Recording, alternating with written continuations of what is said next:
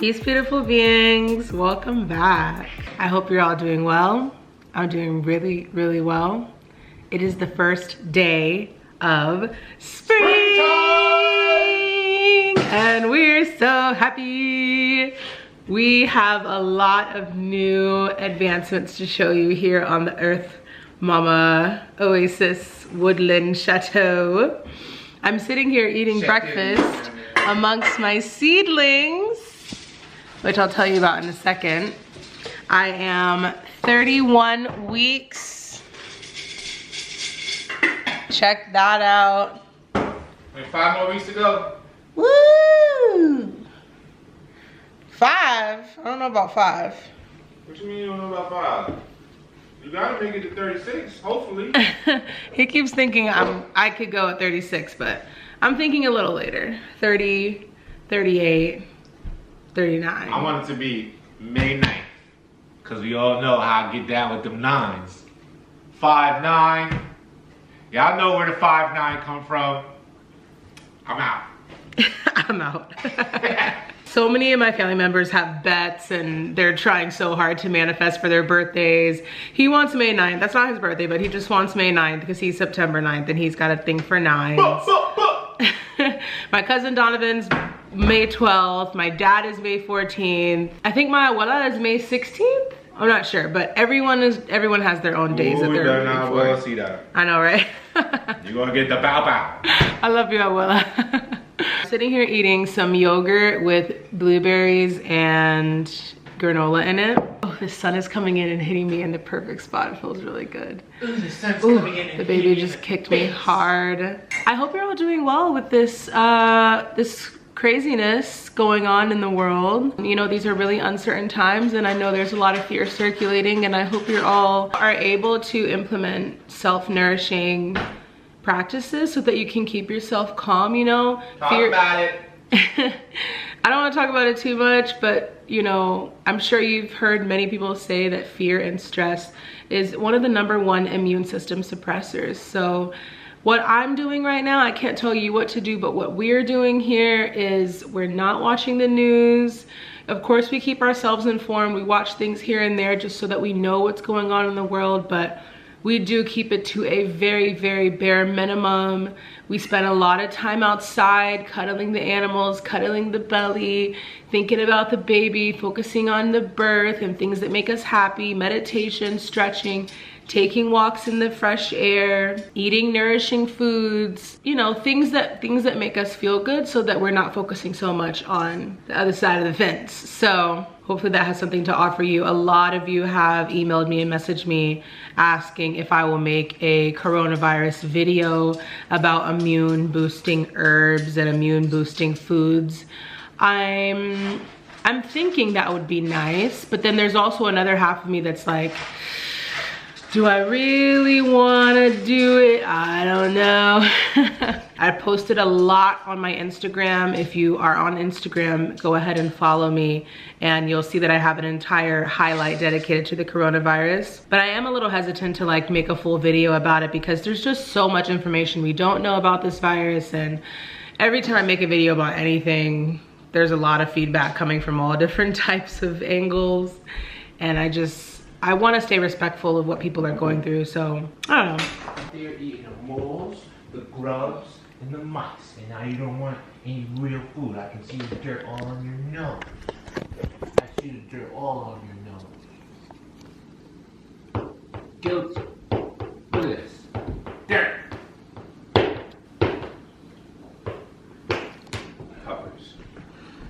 Indy's got this new thing where she sometimes just doesn't want to eat breakfast after she spent a lot of time outside in the morning.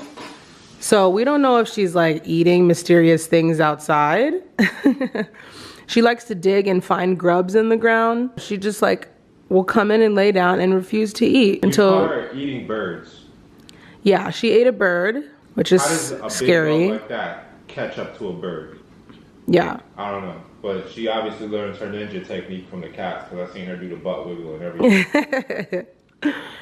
So we're a little suspicious of her. Oh. Oh, she's like, oh. Now that the cats are gonna go eat your food. Ah ha ha. That's funny. All right, so let me finish eating this breakfast and then I'm gonna take you on a little tour of the house and show you some new things and show you the garden and show you the seedlings. And I'll see you in a second.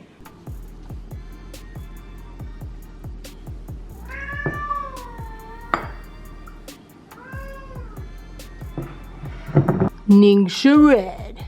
Energize, fortify, revitalize. Cheers. Cheers to health. Health is wealth, baby. It's strong, but it's delicious.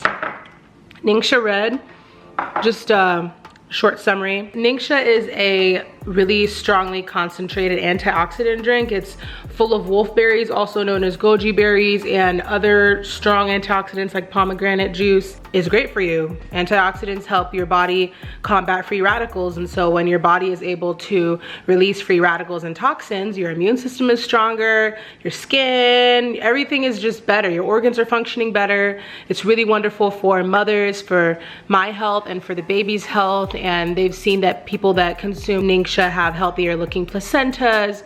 So just something new I've been trying, we've been trying over the past couple months, and we really like it. And it does give me energy when we take it first thing in the morning. I'm like, whew, I'm ready. I'll link it below if you would like to try it out for yourself. So first I want to show you that we finally have gotten some art hung up in this home of ours. I don't think you all have had a house update since we did the house tour, and it was quite barren just because we were still adding things to the home and such. So now, here's the cute bar cart with some plants. I'm probably gonna replace these. I got these awesome dried flowers all the way from Russia. I will tag the creator below. I'm obsessed with them. Custom made, gorgeous. And then here is the altar. The altar has not been like finished at all. It just has all of our crystals on it for now, and special items, tuning forks, singing bowl. These are picture frames that will have pictures of our ancestors. You know, I just got this one I'm pretty happy about. A selenite spiral. We got ancestor candles back there, a picture of me and DR, beeswax candle, Himalayan salt, rosemary from the bush outside. There's a lot of stuff on here. And this week or next week, there will be a video up on the channel that will be all about how to make a special sacred altar in your own home. And we're gonna talk all about it. I'm gonna tell you where I got some crystals. I'm gonna tell you where I got some of the other stuff. And it'll be a really exciting video because we're finally making an altar in this home. And it's just something really special to us. So I'm excited to make that video next. Okay, so we've hung a fertility goddess on this wall. Gorgeous. I'll tag the artist below. We got this picture of Rumi framed. I don't remember if you all remember when I opened this. So cute. And by the same artist who did the fertility goddess, we have another one. This one says, I'm grateful for everything I have, everything I know, everything I am. Love that one. We've also hung up that mirror. Ooh, ooh, ooh. That mirror I got from Goodwill for $20, y'all. And it is a heavy duty mirror too. I'm really happy about it. And I just put this new yucca tree here. I hope it likes this part of the house. So far, so good. I had to put cardboard there with some selenite holding it down. And it's 2 pieces so I can take it out to water and take care of it. But the cats love to dig out all of the dirt if we put plants on the floor like that. So we have to cover them. I don't understand how people that have plants in their house have cats, because I've seen many people have it, but my cats, well, one cat in particular, that girl right there is the worst. These are 2 pieces of artwork that I got from the Dominican Republic when I was there, and I had them framed. I bought them directly from the artist and women, and we're not sure where we're gonna put them yet, but can't wait to hang those up. The mask wall has begun. There was one mask that was right here, but it fell because we need to hang it in a different way because of the way that it's shaped. And then hopefully we'll be able to collect more as our lives progress and add them to the wall. Here are the ones on this side. I got this one in Dominican Republic. This one's from here actually, and it's one of my favorites because It's like really heavy duty. It's like 20 pounds, but also my blood. Oh no, actually this one came from Dominican Republic. This is a Taino mask, which is also my blood. I'm really eager for the mask wall to be a little bit more complete, but as I find masks, I will add more. And when I shared about the masks on Instagram, so many people were flooding my DMs saying, masks hold negative energy and you have to be careful about hanging masks in your house and make sure you know where they're from and make sure you know the artist, and like just so much fear around having masks in your home. And I do understand that a lot of times we can't fully source who made this mask and what was the intention when it was made. Most of those masks did come from secondhand stores and flea markets. So yeah, I don't know who made them, and I do not know what culture they're from and what was the intention when this mask was made. But I do believe in setting intention into an object and respecting the ancestors and respecting the spirit and the soul that made this and what it was for. So before we even hung them up, when we brought them into the home, we cleansed them spiritually with sage and with Palo Santo, and we spoke to them and we thanked whoever did make them, and we spoke to the masks, we spoke to the spirits who made them, hoping that they understand that we brought these masks with the intention to honor them, and that we have no ill intentions. You know, we're not using them to wear and to make fun of or anything like that. And I think when you put your positive intentions into something, you're protected. You know, we know in our hearts that we're protected, and they've already been up for like a month now, and it's not like anything spooky is happening in the house. So I just wanted to put that disclaimer out there that I know a lot of you are gonna be like, masks, but we're totally not on that vibe. We know that it's okay. So we've got some photos hanging, and I wanna hang more on the second row. These are pictures from the Christmas party. There's my grandparents, Matt holding that baby. And in here I have hung our map, our world map. It's a scratch off map, which is really fun. So we can scratch off all the places that we've been to. So you can see here, I was able to scratch off the Dominican Republic, and we've been to all of these states in the US.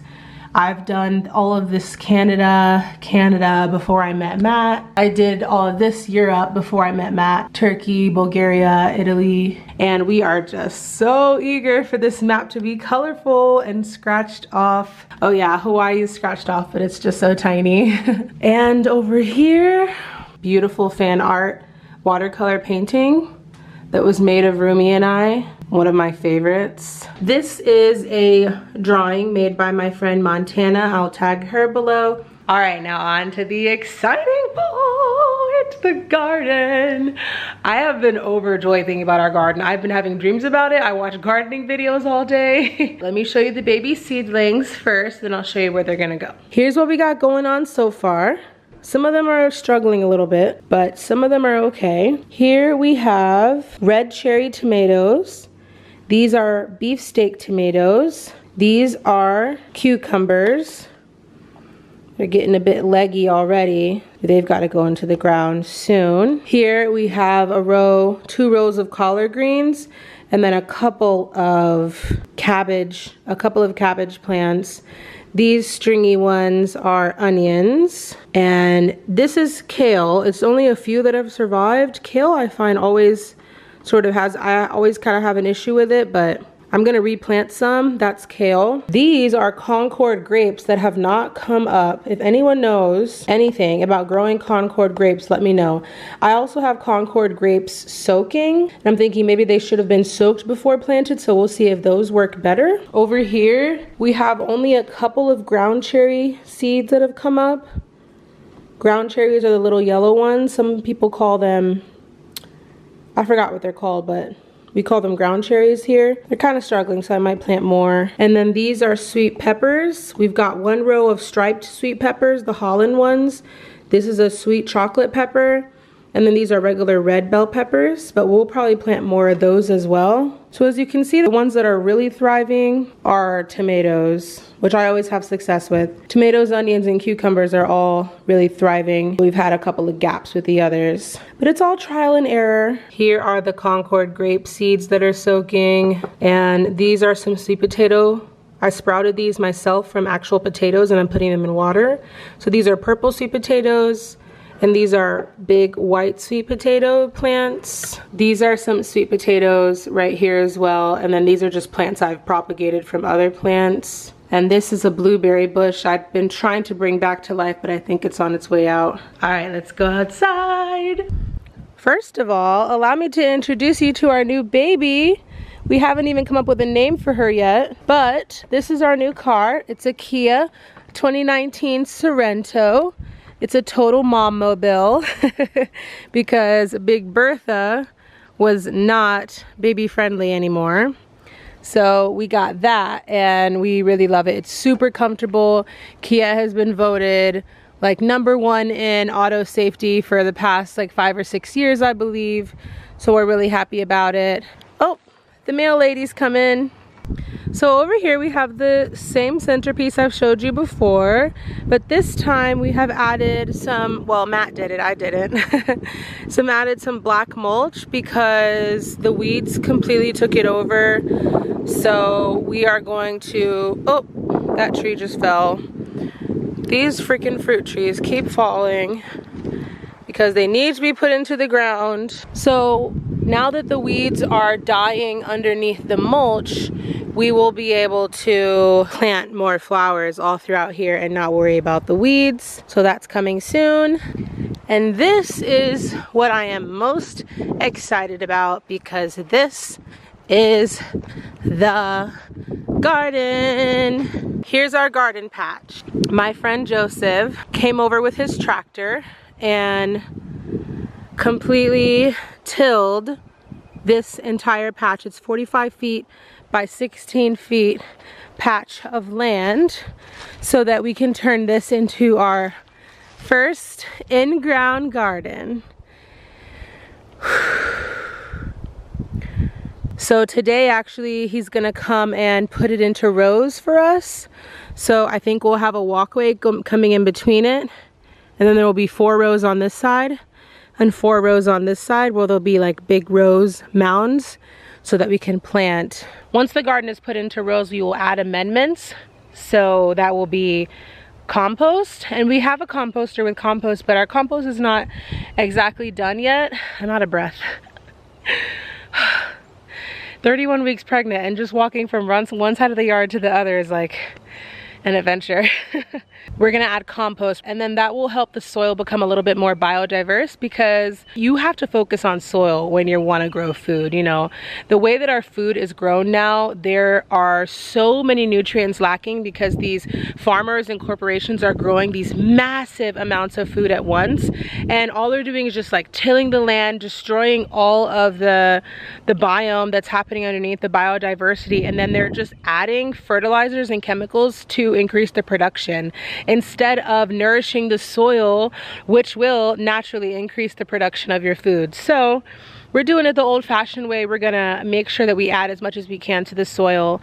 And since this is a first-year garden, we're not expecting it to be like super abundant. I mean, I'm manifesting that, of course, but as this garden, you know, gets used every year, and then like with 4 or 5 years, it'll just be so much more luscious because all of these insects and worms and nematodes and just all the layers of creatures and fungi will be thriving a lot more, especially because the plants will bring so much nourishment. So that's something to look forward to, but I'm learning a lot, and you know, I know I've probably got some gardening experts watching now, so I'm totally open to your tips and tricks, because I really turn to YouTube for all of my tips and tricks mostly. Yeah, we're gonna get some plants in the ground soon. I'm definitely gonna have a patch made for the watermelons, and watermelons I haven't even planted yet. I kind of wanted to put them in from seed, but now I'm wondering, since it's so late in the year, it's already the end of March, maybe I should just, I don't know yet. I'm meditating on my watermelons, but I really want to harvest at least 1 watermelon this year. How amazing would that be to eat a watermelon from our land? Oh, so these had tomatoes in them last year. I don't know if you all remember. Now we'll just use this dirt for something else, or maybe I'll plant herbs in these. There's the remnants of the bed that broke last year.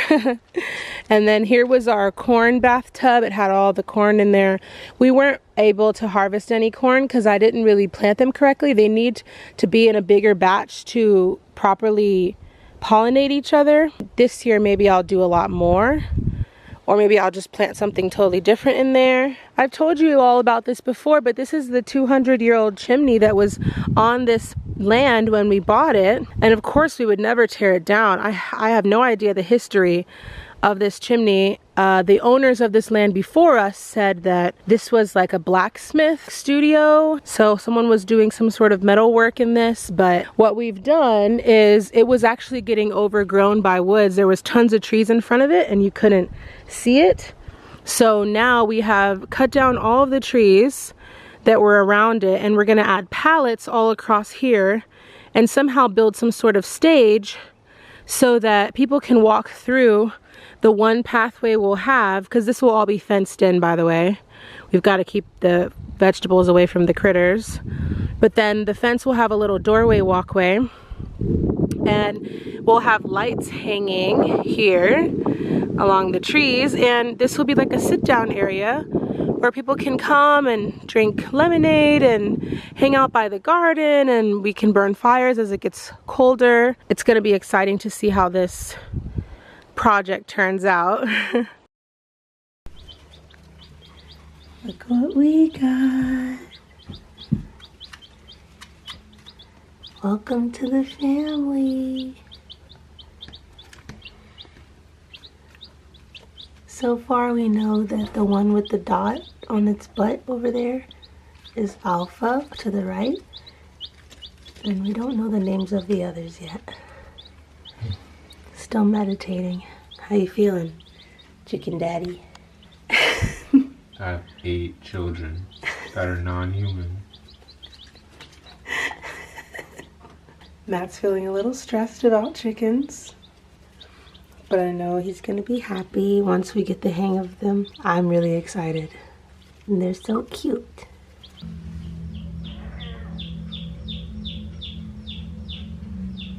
So it seems to be very interesting. These chickens are so freaking sentient already. The reason why I say that is because when I'm in the room, they're very quiet, they're very calm. They seem almost content as a baby chick can seem. But if I leave the room and I'm gone for 2.5 minutes,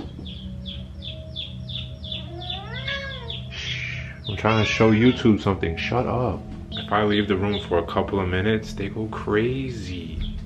And so does he. He's always crazy. We already know he loves his dad. But the chicks, I've known them for a couple of hours and they can't be without me. Watch this. You hear it? I'm not in the room, right? I'm gonna go in there. What is all the ruckus? What is the big idea?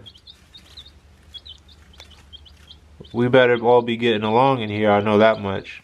No fighting. I've been in here for like 10-15 seconds. No loud chirping. You barely hear them, they sound so cute. Quiet. 2 minutes will go by, and they're gonna be screaming again. Look at this one. That's what she does. I told Valadia I ain't want no friggin' chickens. And watch them love Matt more than me, like all the other freaking animals. I told her I don't want no frickin' chickens because, I mean, let's be real. Valadia is not about to clean up no chicken poop. I'm gonna have to clean up the chicken poop. I'm gonna clean them. She's gonna forget about feeding them. I'm gonna have to feed them. That's not true. I feed the cats. I feed the cats now and the dog. Do you hear them?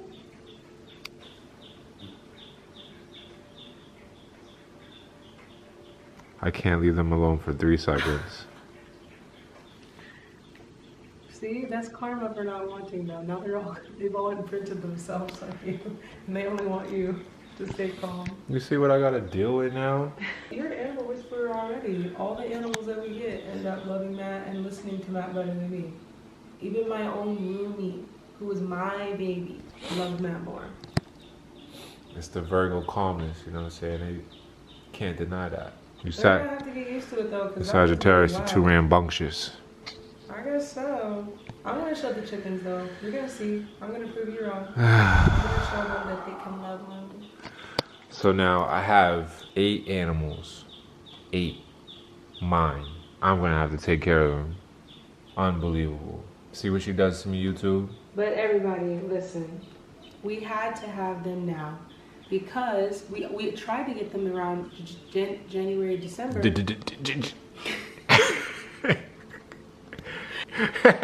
tried to get them in January, but I'm like, hello, duh, you can't get chicks in January because it's too cold and no one is selling chicks at that time. And we were prepared then, but we had to get them now because imagine if we would have got them in beginning of May and then we're dealing with little baby chicks in the house while we're having a baby. And we have a fresh baby and we're trying to deal with the chicks in the house. Now they're gonna be able to grow, they're gonna get their adult feathers in the next 2 months, and they're gonna be able to go outside in the chicken coop, and we won't have to worry about them as much while we have the fresh baby. I don't even know why she acting like she cares about worrying and peace of mind. She doesn't care about that. I do. She don't care. Especially when it's this mine. was the best time to get them before the baby so we can focus on them and watch them. I try to tell Valadia one thing at a time. I try to tell I try to tell her one thing at a time. We just got a garden.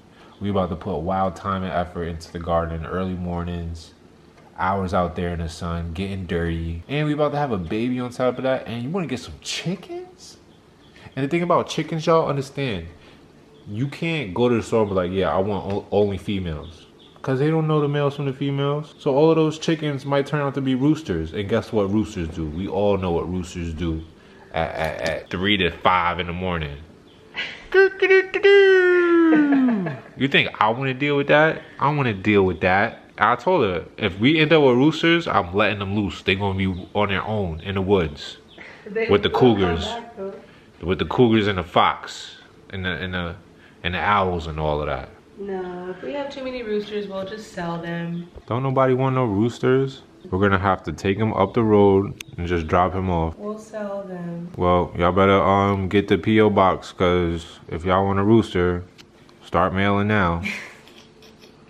It's the next day. It is.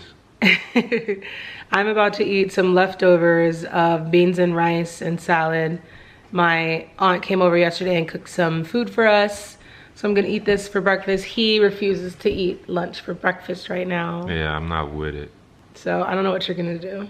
Well, how you say beans and rice in Spanish and Espanol? Arroz con habichuelas. Is it habichuelas or habichuelas? As. I always mix that up. Con ensalada. Con ensalada. Salada. I don't know about that. But it's true. I don't know about that.